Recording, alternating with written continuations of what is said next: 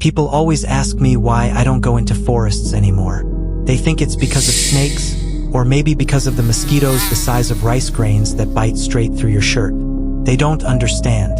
They can't. The truth is, the forest remembers things people forget, and some things remember you back. I learned that the hard way in the summer of 2019, when I headed into the Northwest Highlands to document local folklore for a university project. It was supposed to be simple: interview some elders, collect stories, come back with a notebook full of harmless legends to present to my professor. But legends in those mountains aren't just stories. They're warnings. And the one warning I ignored, the one they whispered with eyes lowered, was about Cho Doi Non Me. At first I thought they were describing a trickster spirit, maybe something like the Old Knot or Malay ghost myths. Funny how easy it is to laugh at stories in daylight. Funny how your arrogance dies the moment the sun goes down.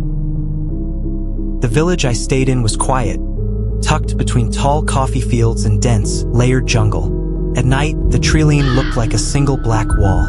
You couldn't see anything beyond it, just darkness stacked upon darkness, as if the forest folded in on itself.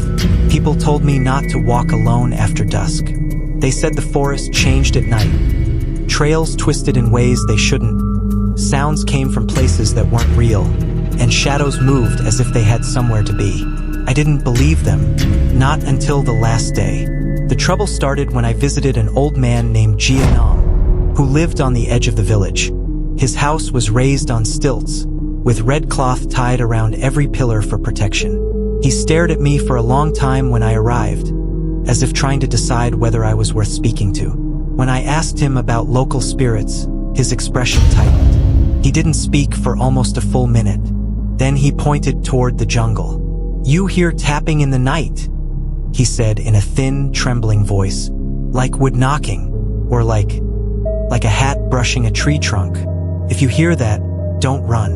That was all he told me. No explanation, no additional details, just a single instruction I shrugged off as superstition.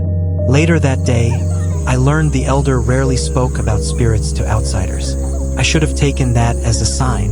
Instead, I walked back to the guest hut humming to myself, not realizing how quickly fear can creep into a man's bones.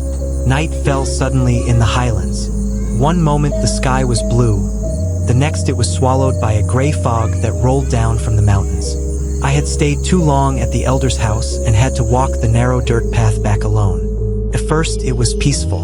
The air smelled like wet soil and pine. Fireflies drifted lazily between the trees. Crickets chirped in steady rhythm. Then, without warning, everything stopped. No insects, no rustling leaves, no distant motorbike rumble from the village. Just silence.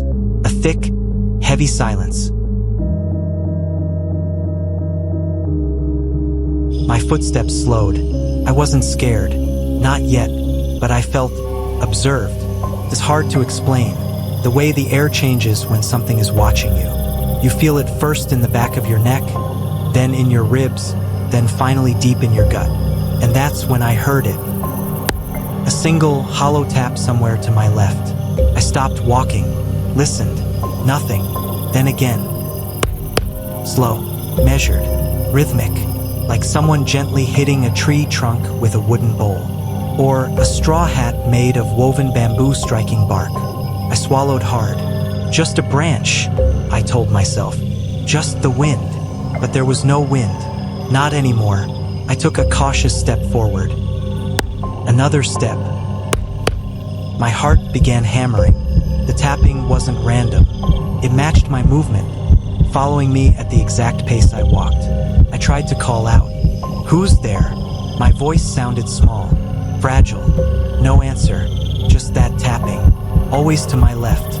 I forced myself to keep moving. The village lights were still visible ahead, dim, yellow, flickering, no more than 200 meters away. But the path suddenly felt much longer. Every instinct screamed at me to run. But the elder's warning echoed sharply in my head. If you hear the straw hat tapping, don't run. So I did the only thing I could. I kept walking, slowly, deliberately. The tapping moved with me. When I sped up a little, it also sped up. When I hesitated, it stopped. exactly when I stopped. Not a second later, not a breath out of sync. It was as if the forest itself was tapping back. By the time I reached the first house of the village, sweat was dripping down my neck and my hands were shaking so badly I dropped my notebook. I bent to pick it up and saw something that froze my spine cold. Between two cassava plants at the forest edge, something crouched. I couldn't see its face, only the brim of a straw hat tilted downwards, stained with something darker than mud. A breath escaped its snout. Animal, but not.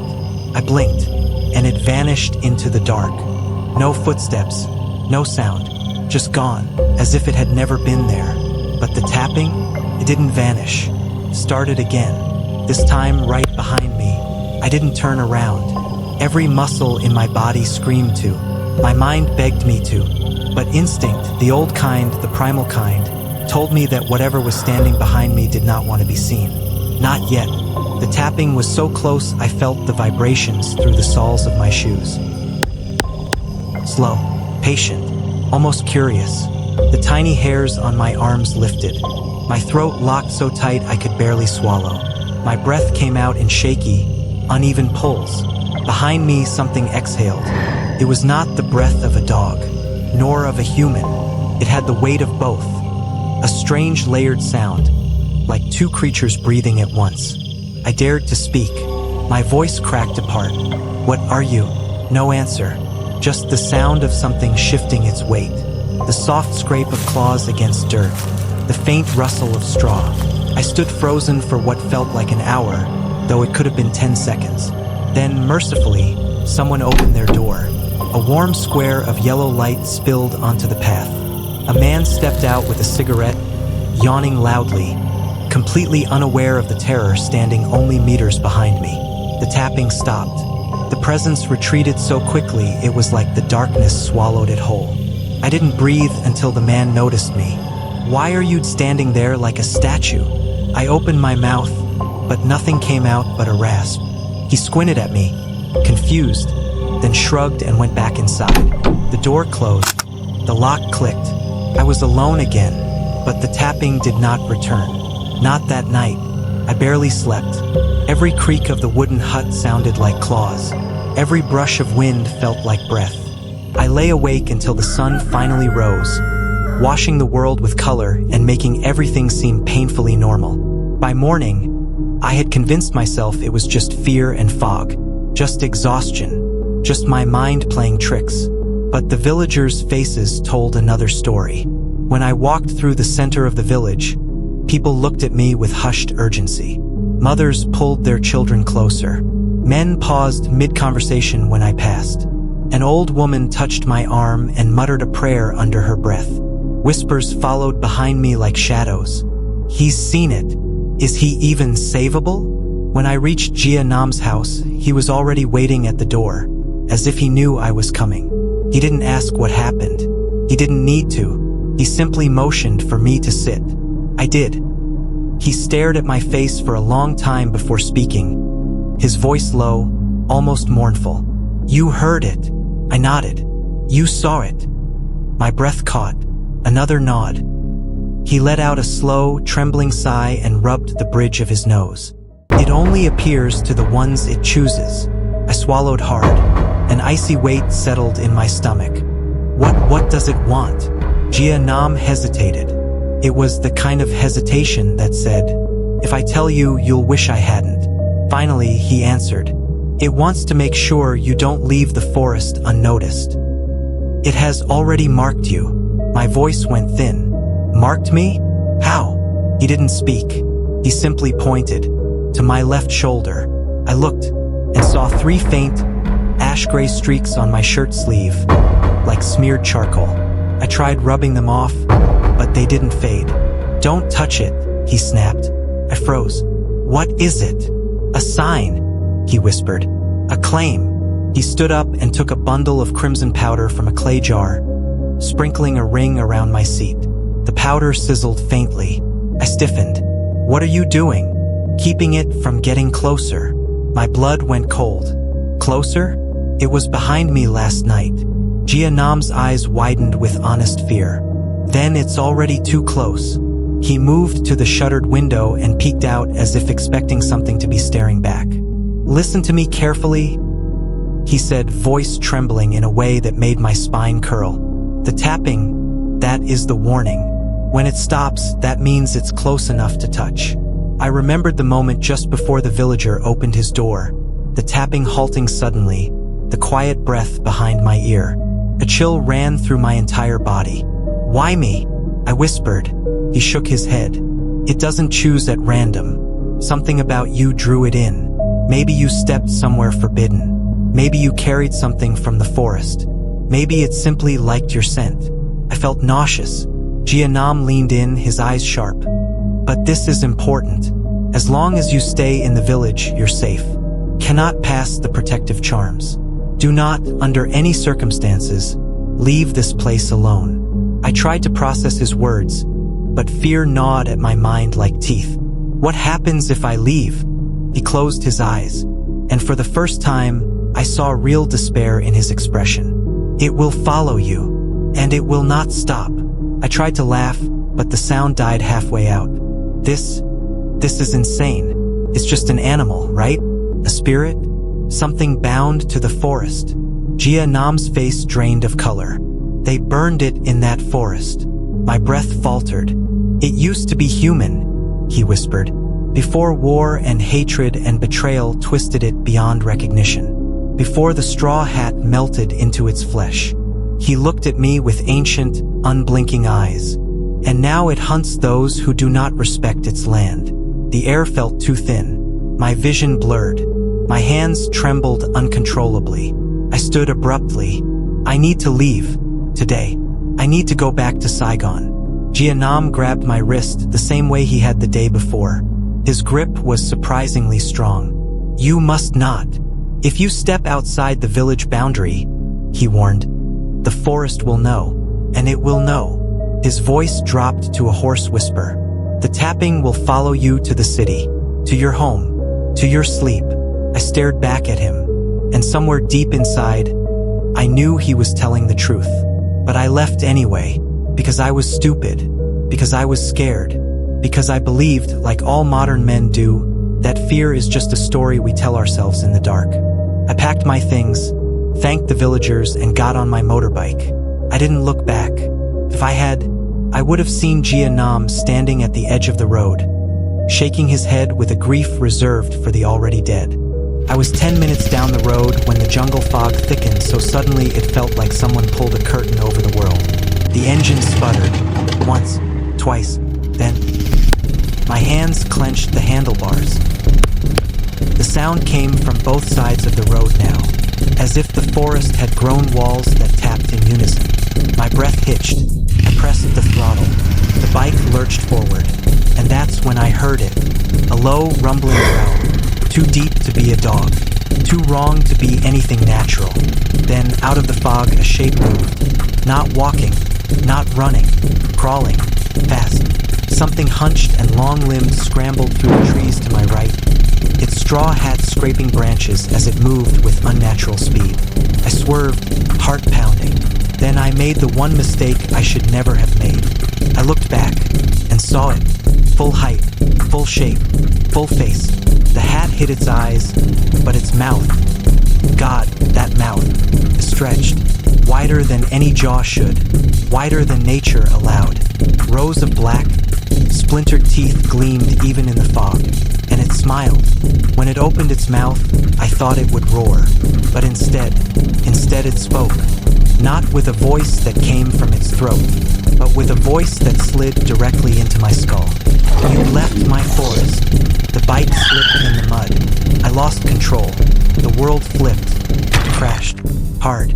My vision exploded into stars. Something warm poured down my forehead. As I lay on the ground, dazed and bleeding, I heard footsteps approaching. Slow, deliberate, too heavy for a dog, too distorted for a man. The tapping began again, faint, rhythmic, coming closer, closer, closer. Something cold touched my ankle. I wasn't unconscious yet, but I wished I was. When that cold touch wrapped around my ankle, every instinct in me detonated. It didn't feel like a paw. It didn't feel like a human hand either. Felt wrong. Too many joints. Too much strength coiled in a single grip. I tried to jerk my leg away, but the pain in my skull made the world tilt. Blood blurred my vision. My ears rang. The fog pressed down like a weight. But even through all that, I heard it perfectly.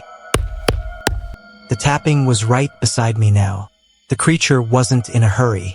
It had followed me out of the forest. It had marked me, and now it had me exactly where it wanted me. The grip on my ankle tightened. I felt myself being dragged, slowly, as if it was savoring the moment. The mud scraped against my palms. Every pull of its arm slid my body a few centimeters across the ground. Then its breath hit my face. Hot, damp, rotting. I forced my eyes open. The straw hat hung over me like a funeral hat. Its edges frayed, darkened with an old, dried stain that I instantly recognized as blood. Not animal blood. Human. Under the brim, I saw only shadow. But within that shadow, the faint glimmer of two sunken, unnatural eyes. Eyes that didn't blink. Eyes that didn't reflect light. Eyes that belonged deep underground, not on the surface of this world. The creature tilted its head. A strand of rotten straw slid across my cheek. Then the voice came again. Not aloud, but inside my skull, vibrating behind my eyes. You left. I trembled. Please don't. The grin widened.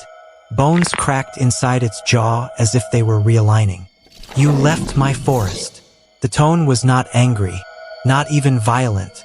It was disappointed, as though breaking some ancient rule was more offensive than trespassing. I felt its other limb slide across my chest. Sharp, curved claws grazed my ribs through my shirt. It wasn't killing me yet. It was checking something, searching, almost inspecting. I realized something then. It wasn't dragging me back to the forest. It was dragging me away from the road, away from the village boundary charms, away from the only place that offered safety. Panic shot through me like fire. No! I kicked wildly. Let me go! My foot connected with something solid, its jaw. A wet crack echoed through the mist. The creature let out a shrill, unnatural sound, like a dog yelp mixed with a human choking on their own breath. It loosened its grip. Just enough. I scrambled backward, hands clawing the mud, lungs burning. I didn't care where I moved, just away. The fog swirled violently, like something alive trying to hide the forest behind it. Then, a voice shouted from the road. Don't look back. It was Cho Nam. I don't know how he got there so fast. He held a clay jar in one hand and a burning bundle of herbs in the other. The moment his chant began, the air vibrated. Not metaphorically, literally.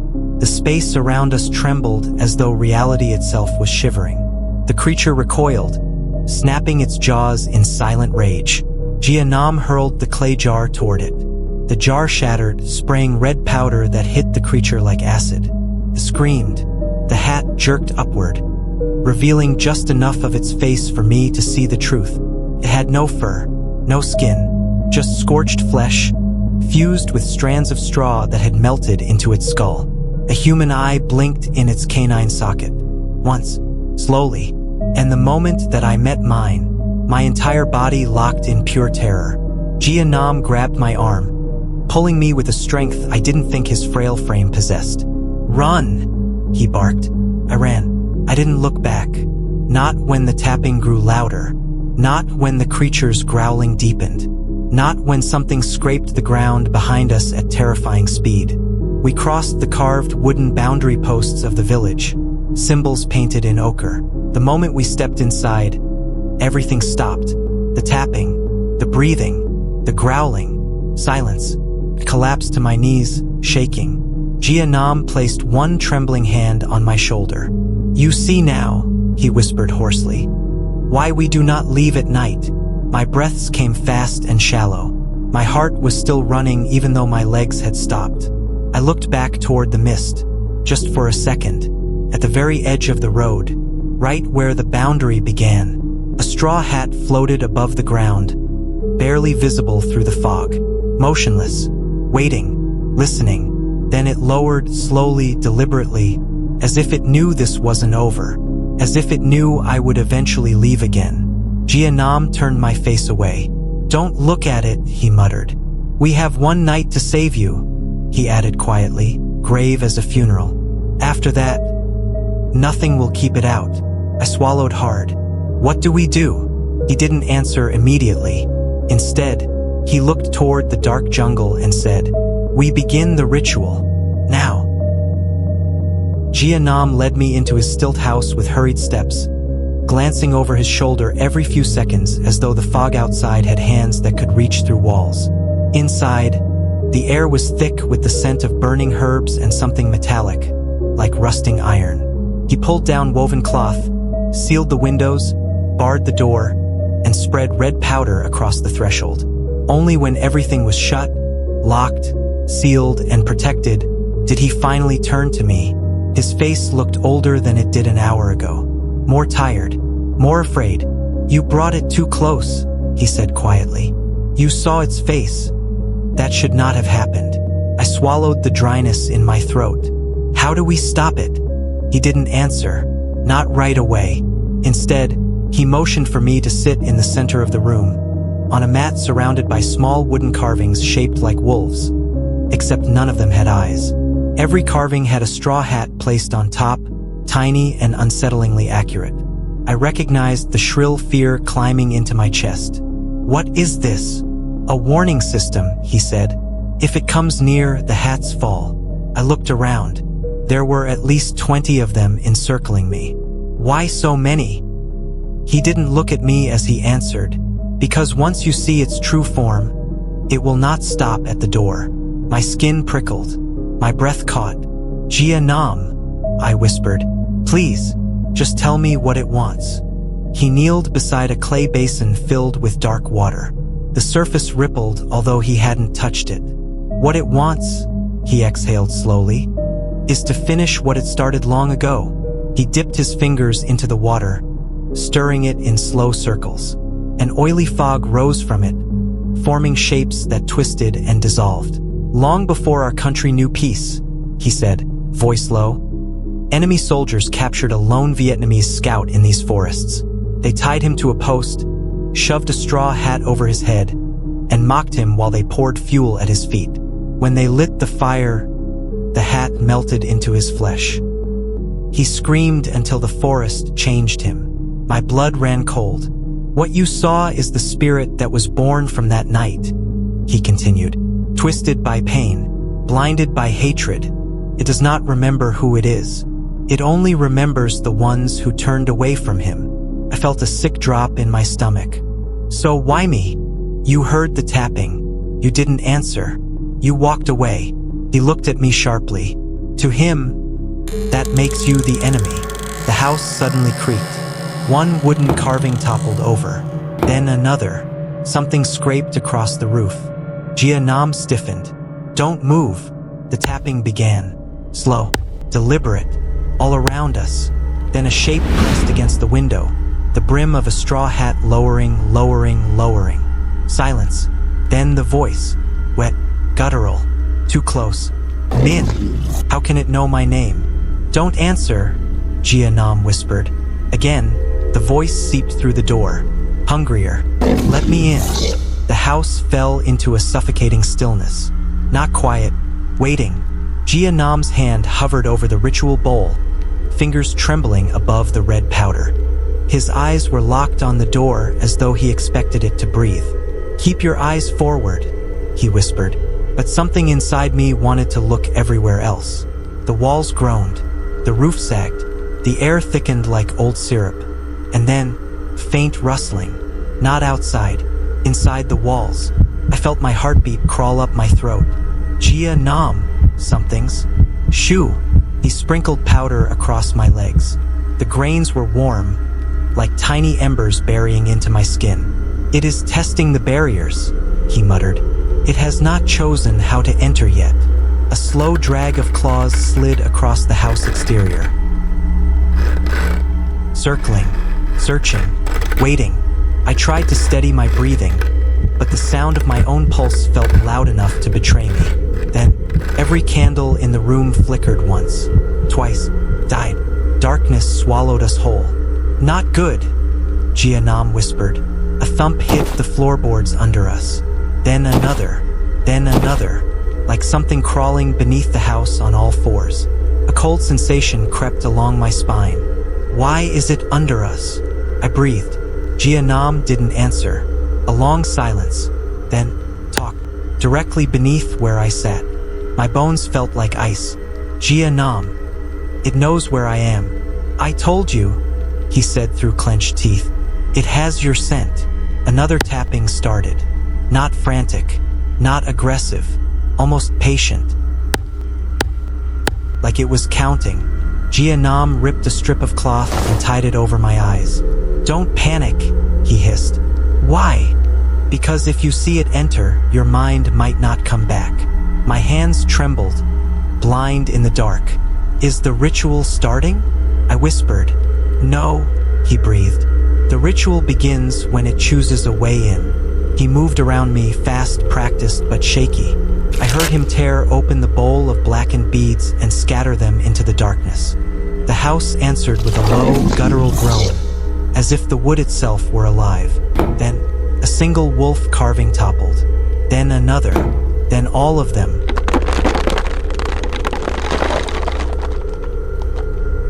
The tiny hats rolled toward me from every direction. I couldn't see them, but I heard the dry rustle of straw brushing against the floor as they skidded across the boards. All of them fell, I whispered. What does that? That means it is already inside, Gia Nam said. A faint exhale drifted across the back of my neck. Warm, slow, deliberate. My breath stopped. Gia Nam, it's behind me. No, he whispered, voice shaking. It is everywhere now. Something brushed the cloth covering my eyes. A claw, a finger, a fragment of burned straw fused to flesh. Then, the voice slid into my ear, closer than breathing. Why did you turn your back? I nearly screamed. Gia Nam slammed a wooden charm against the floor, and a deafening crack tore through the room. The air ignited with the sharp scent of burnt herbs. The pressure lifted, just slightly. Min, listen carefully, he said, grabbing my arm. There is only one moment to push it back. How? We must show it what it fears. He shoved something into my hands. A small bamboo tube. What is this? Blow into it when I say. Not before. The house let out a deep, rumbling tremor, as if something massive was crawling through the beams above us. The claws scratched closer. Gia Nam leaned toward me. Whatever happens, don't remove the blindfold. Something grabbed my ankle. Long, burned fingers. The floorboards beneath me splintered as the grip tightened. Gia Nam shouted, "Now!" And I blew into the bamboo tube, not knowing what sound would come out, not knowing what would happen, but hoping, praying. Anything was stronger than the thing dragging me into the dark beneath the floor. The bamboo tube vibrated the moment I blew into it, not with sound, but with something deeper, older, like the air itself recoiled from what I'd awakened. A low hum spread across the room, shaking the floorboards under my palms. The demon's grip on my ankle froze. Not released, not loosened, stopped, as if something stronger had wrapped invisible hands around its burned wrist. Gia Nam whispered sharply, "Don't stop. Keep blowing." I did. The tube thrummed against my lips, producing a tone I couldn't hear with my ears, only feel vibrating in my bones. Beneath the house, the creature's breathing turned jagged. For the first time, sounded afraid. The floorboards trembled violently. Something huge slammed against the underside of the house, trying to pull back, claws scraping wood like metal tearing into flesh. Gia Nam shouted above the chaos, "Listen! This sound calls the spirit of the forest wolves, not the animal, the old ones, the guardians these mountains obeyed long before men came here." The demon hissed, a broken, guttural sound that vibrated through the planks, tried to drag me again, harder, more desperate, like a cornered predator, but something else pulled in the opposite direction. I felt it. Not hands, not claws, but pressure, a force wrapping around me, holding me in place, keeping me from slipping through the splintering hole beneath me. The demon snarled, yanking harder. Splinters stabbed into my fingers as I grabbed the edge of the floor, trying not to scream. Gia Nam, it's not letting go. It doesn't have to, he yelled. It only needs to fear what's coming. The bamboo tube grew colder, so cold I could barely keep my mouth on it. Then suddenly, the air erupted with a sound that wasn't a howl, but a layered resonance. Dozens of tones stacked over each other like a chorus of ancient voices vibrating through the world. The demon shrieked, not human, not animal, a noise full of fire, memory, and agony. The pressure vanished from beneath me, replaced by a frantic scratching retreating deeper under the house, scraping, scrambling, fleeing. The entire structure shook as the thing bolted into the walls, across the beams, up the pillars, running from something only it could see. Then, boom, something slammed against the roof so hard the entire house dropped an inch. The straw hat silhouette appeared through the cloth over my eyes, a dark shape behind the blindfold, pressing its burned face against the fabric inches from mine. And it whispered again, but not angry, not mocking, terrified. Make it stop.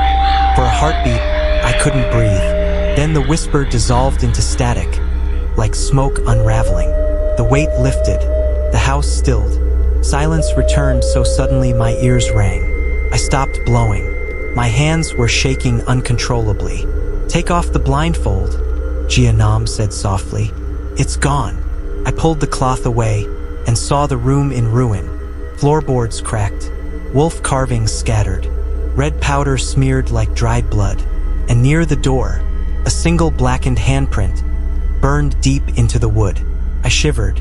That worked? It really feared something? Gia Nam didn't answer immediately. He was staring at the burned handprint with a look I couldn't read. Finally he said, "It feared the wolves once, but fear fades when rage grows." My blood froze. Meaning what? He turned to me slowly. The next time it comes, Min, the sound may not be enough. The candles flickered, all at once, as if something outside the house exhaled against the walls. Gia Nam's face went pale. It didn't leave, he whispered. It's circling. My stomach dropped. So what now? He picked up the bone knife. Then he looked at me with eyes already mourning the answer. Now, we must finish the ritual. Gia Nam hit the floor so hard the whole house shook. The protective charms around us rattled. The candles, all dead moments ago, suddenly flared back to life, burning with tall, unnatural blue flames. The sound that came from the demon was not a roar, not a scream, but a shrill, fractured wail, like something burning alive again. The bamboo tube in my hand vibrated with a low, metallic hum. Whatever I had just summoned terrified the thing holding my ankle. The fingers released me, but not out of fear, out of rage. The entire house lurched sideways. Beams cracked. Dust rained from the rafters. Something slammed itself against the walls, trying to crush the blue flames one by one. Gia Nam staggered to his feet, clutching his chest. It's weakening, he shouted. Keep the tube steady. I tried to hold it upright, but my hands shook uncontrollably.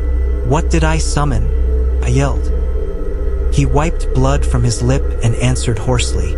A memory it cannot kill. The flames flickered. The floorboards trembled.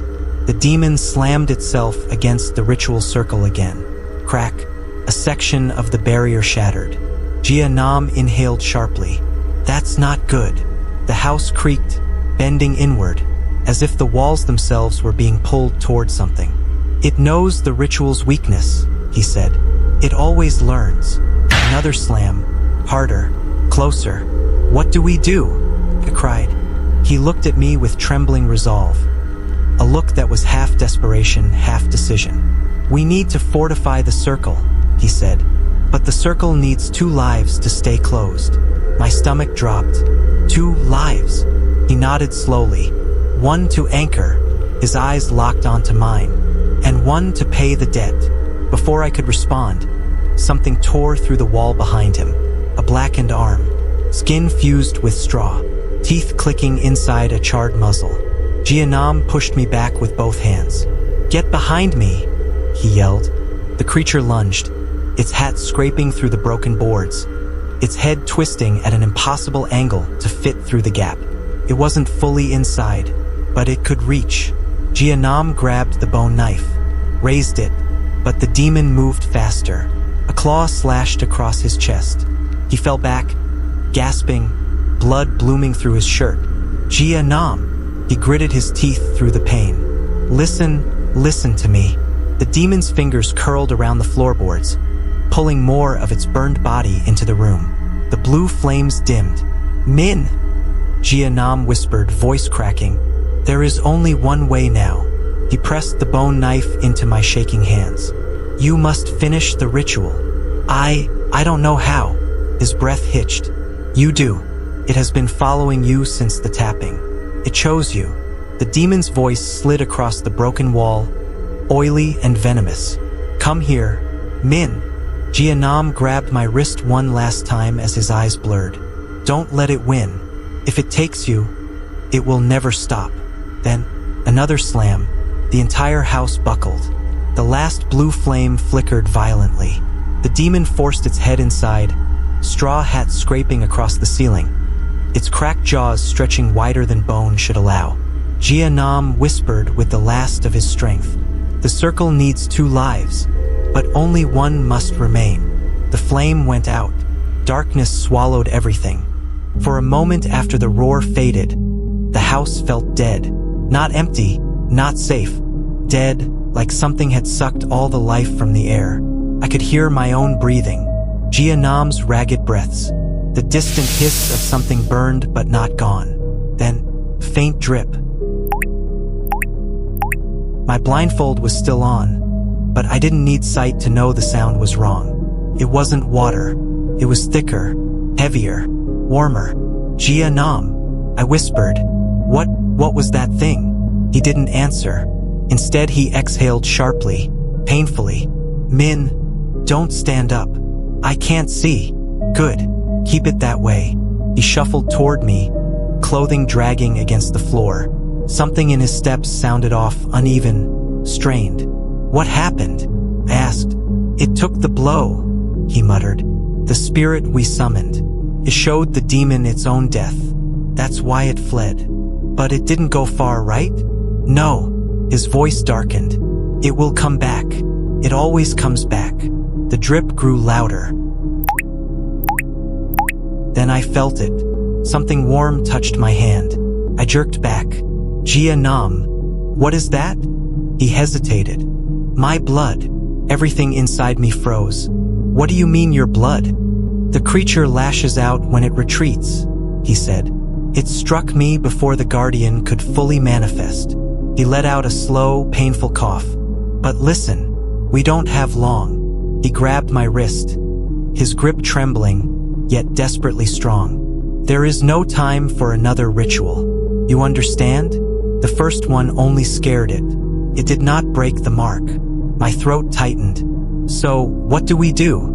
He pulled something from under his sleeve, a small lacquer charm. The wood blackened in the center like it had been held too close to fire. "This is the last protection I have left." His voice cracked. "It must be worn by someone marked." I felt him press it into my hand. "But I can't use it," he said quietly. "Why not?" He laughed weakly. "Because I'm not the one it wants." The realization hit me like ice water. No, you're not. You're not giving this to me because... Min, he interrupted, his tone suddenly firm. "You need to listen." Outside, something scraped along the wall. Slow, hungry. It had waited, recovered, returned. Cho Doi Non Me pulled me closer. "Don't remove your blindfold," he whispered. "And when I open the door, run." My heart lurched. No, I'm not leaving you. You don't have a choice." His voice was sharp now, commanding. "Take the charm. Hold it tight. Don't look back." Then, the tapping resumed. Talk. talk, right beside us. Gia Nam leaned close and murmured something into my ear. Words I couldn't understand. Words heavy with finality. I will keep it busy for as long as I can. My breath trembled. Gia Nam, please. He shoved me backward, one hand clutching the door bar. And with a sharp cry, he tore the door open. Wind howled inside. Cold. Rotten. Alive. I heard him scream something. Maybe a prayer, maybe a challenge, and then the sound of something massive lunging. Teeth. Claws. Fire-cracked flesh. The house shook. Gia Nam's voice fractured into a raw, strangled sound. Run! So I did. Blindfold on. Feet stumbling. Heart hammering. I ran into the night, gripping the charm so tightly its edges cut into my palm. Behind me, Gia Nam screamed again. Then the scream turned into something else. Something worse. Something no human throat should ever make. Something that told me he didn't buy me much time.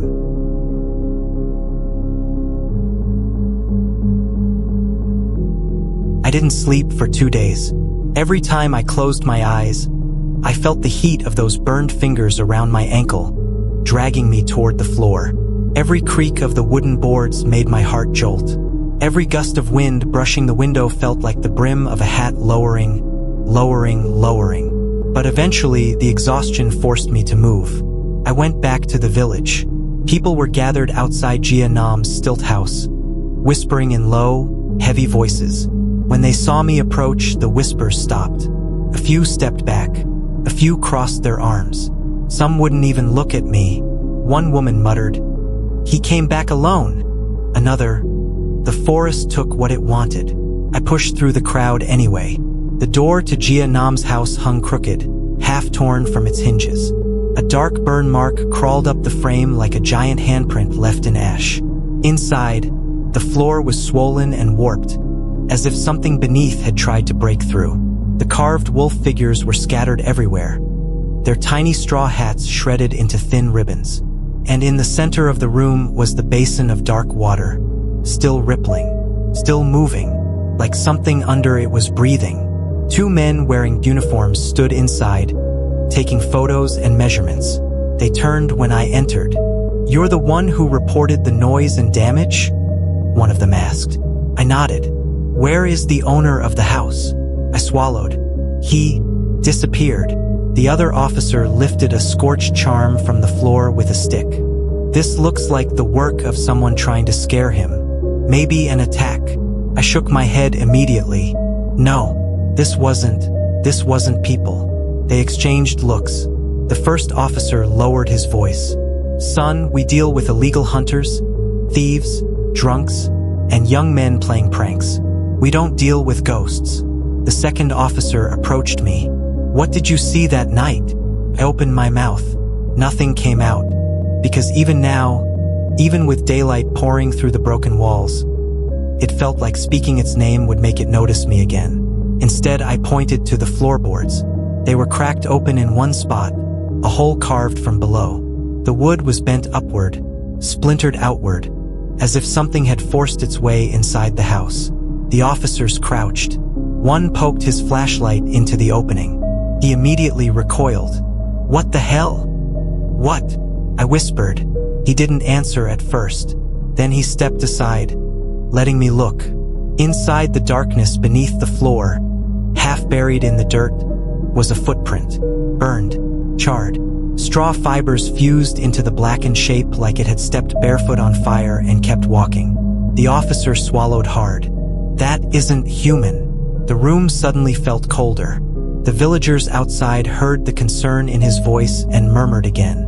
"Is it real? It came back. Gia Nam warned us."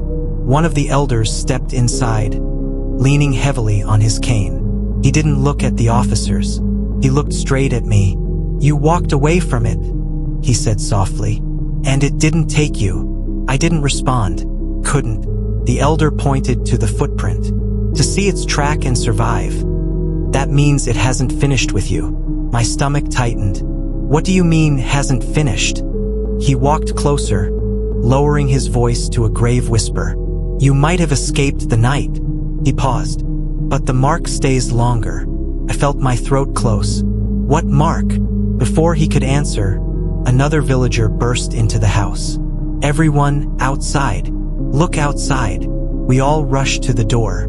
The dirt path leading away from the village was covered in fog, except for one set of tracks burned deep into the ground. Heavy, dragging, leaning to one side, as if something carried a weight on its back. And at the end of the tracks, disappearing into the jungle, were faint blackened footprints, just like the one under the floor. The elder whispered, "It's still searching." I felt cold all over. For what? He looked at me like the answer was obvious. For you. I left the village before sunrise. Gia Nam's house was silent when I passed it. The windows shut, the door barred. No smoke from the hearth. No footsteps. They said he needed to rest. But the look the other villagers gave me told the truth. He wasn't inside anymore. Just the shell of his house was. I didn't ask questions. I didn't want answers. The trail out of the mountains felt different in daylight. Brighter, safer, less alive. But every time the wind brushed the grass, I flinched. Every time a branch tapped another, my pulse spiked. I kept walking. When I reached the edge of the forest, I looked back once. The treeline was still, motionless, empty. For the first time since that night, I let myself breathe. I reached the bus stop along the dirt road. One old bench, one rusted sign leaning sideways. I sat down and wiped sweat from my face. Then, I noticed the dust on the ground in front of me. The footprints I made on my way here. All 5 of them. But now, there were 6. One more, beside mine. Just one.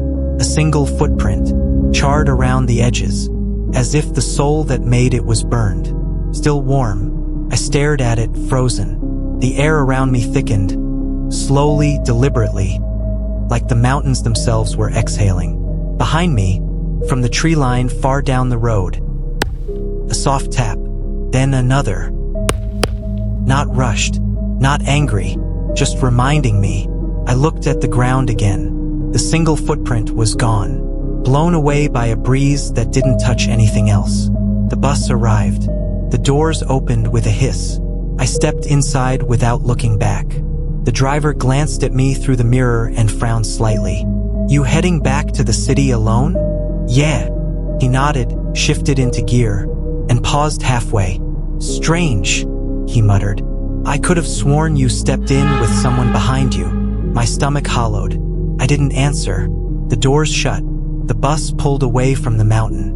And somewhere far behind us, too far to hear, too close to forget, a warped voice brushed the back of my mind. "You turned your back again." The bus jolted, as if something unseen had grabbed its bumper for just a moment. A warning. Then everything went still. The road stretched ahead in silence. But I knew better. Some things don't stop following. They only wait for you to turn around. If you made it all the way to the end of this encounter, you're braver than most people who've ever heard the story. Thanks for watching. Don't forget to like, comment, and subscribe for more horror stories.